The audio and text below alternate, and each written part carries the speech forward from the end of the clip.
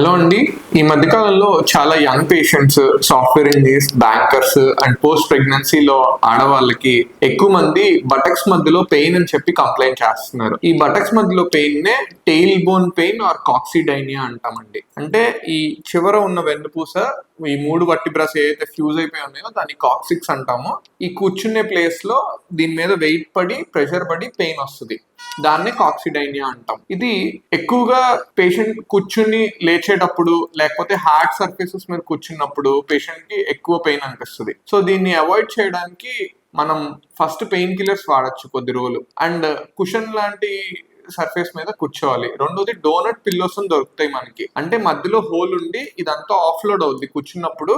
ఇది ఏదైతే దీని మీద ప్రెషర్ పడుతుందో ఆ ఏరియా అంతా ఆఫ్లోడ్ అవుతుంది. ఆ డోనట్స్ పిల్లోస్ వాడచ్చు. రెండోది హాట్ ఫోమెంటేషన్, అంటే అక్కడ కొంచెం హాట్ వాటర్ తో బాత్ కానీ ఇలా చేస్తే అక్కడ ఉన్న మసిల్స్ అన్ని రిలాక్స్ అవుతాయి. దాని ద్వారా ఈ పెయిన్ తగ్గుతుంది. అప్పటికి పెయిన్ ఎక్కువగా ఉంది అంటే మీరు దగ్గర ఉన్న ఆర్థోపెడిక్ సర్జన్ ని కన్సల్ట్ అవ్వాలి.